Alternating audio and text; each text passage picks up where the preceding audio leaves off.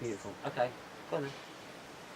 I'm here with Sarah Stollery, and Sarah was my Kundalini Yoga teacher before I got pregnant. When I got pregnant, I really wanted to carry on the yoga, but the Kundalini isn't quite right for some of the aspects of pregnancy. And Sarah then trained in pregnancy yoga, the Kundalini style of it, which was amazing. So it was a really influential thing in my pregnancy, and I really wanted to share the benefits of it and how I felt it affected me, and also the developing child within me, who is now sat on my lap. So thank you, Sarah. You're welcome. My for pleasure. joining me. So why did you want to train in the Kundalini pregnancy yoga? Well, I wanted to train in the Kundalini version of pregnancy yoga, which is, there's a couple of different ones, but I chose to do Khalsa, which was created by Gurmukh, who is a very well-known and long-standing Kundalini yoga teacher in the world of yoga, internationally renowned teacher, amazing woman.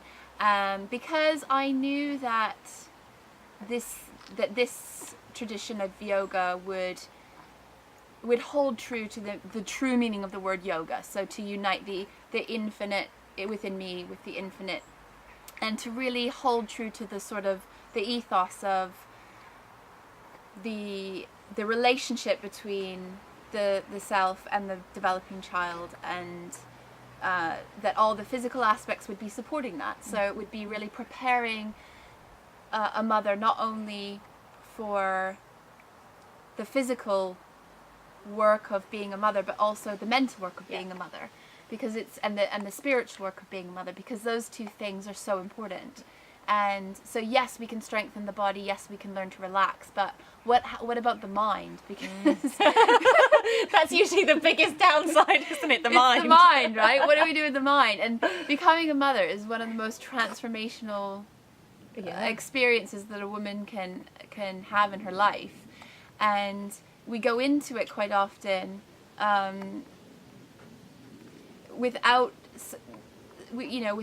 go into it not necessarily with all the tools that we could have to make that new role that we have as a mother as conscious as we all know we would like it to be. Because with consciousness and with awareness, we undoubtedly we're better human beings, but in the role of mother we're better as well, because it enables us to become aware of how we want to parent through choice rather than through circumstances, and also through reaction, because it's such a triggering experience, right? And it not just the good happy emotions and the love, but all the other things as well that we find really challenging.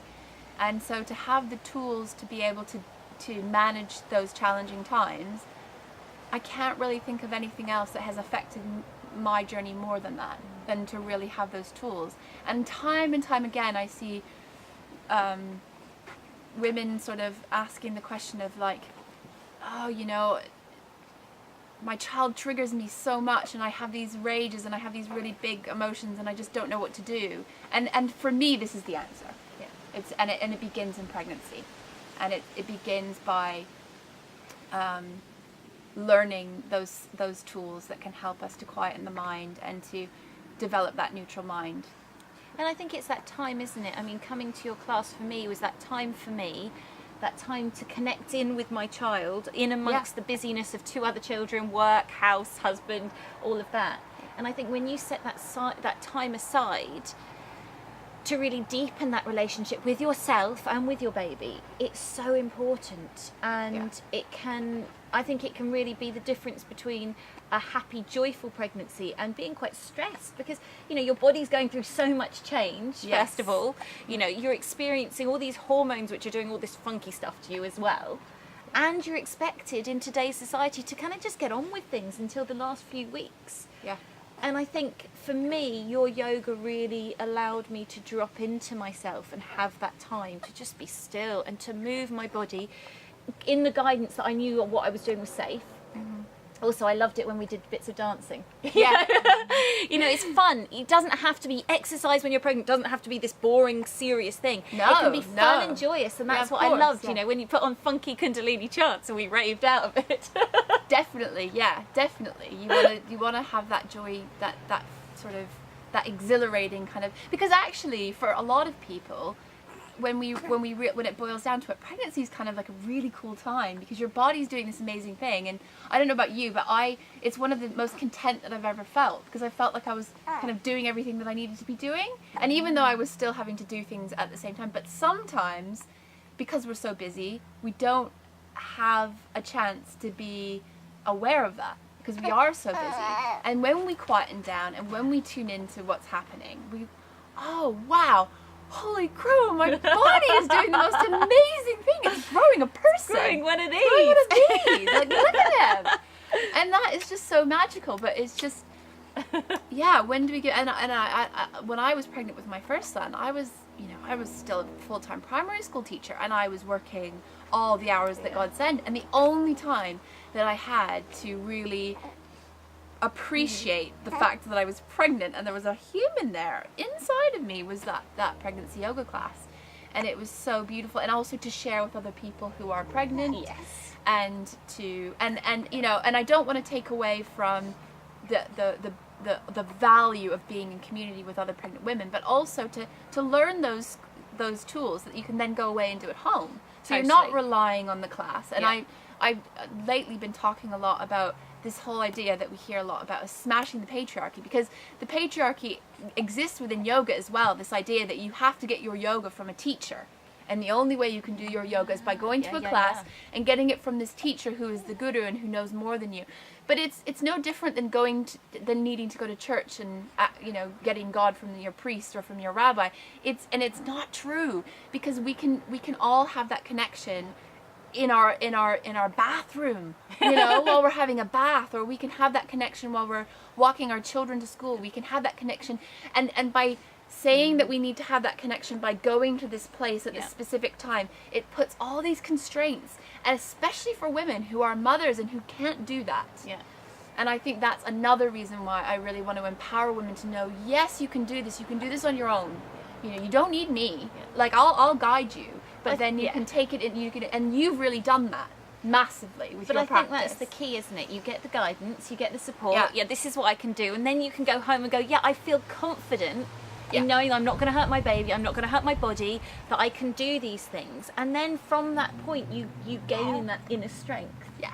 Like you're saying, you don't then have to be so reliant on someone else. But you do have to have, I think, that initial bit of guidance. You do. So that you're not doing anything wrong. You're not teaching yourself the poses wrong. Because if you do things from books, sometimes you can kind of. It's true. It's true, and it's true to get it from a person, and also too because something might not work for you, and you might need a suggestion to make it work for your body. Yes. So, and that's really valuable to be in a live class and to have someone who can actually help you to offer modifications. So that is very true. And so I don't want to diminish the value of going to a class. That's really important. But I still feel like that's only one part of the puzzle, and the other part of it is the consistency of the practice that you can then take. And it doesn't have to be a long thing. It can just be 1 or 2 minutes. And I often say to people, when I'm triggered by my children, I go into the bathroom, I shut the door, and I do a little bit of breath of fire or something or whatever for a few minutes, just to help me kind of regain my center. Because we all get triggered, don't we? That's the thing. Someone said to me, "Oh, you must never get mad." Of course, I get mad. Like everyone does. As a parent, we're human. Exactly. You're gonna lose your cool in moments, because not when they're this little, when they get a little bit bigger. It's hard. Parenting is a hard thing. And as you said, having those tools, that support system, that is your internal support system and your divine connection, I think is so key. Yeah. Cool. Amazing. Thank you, Sarah. You're welcome.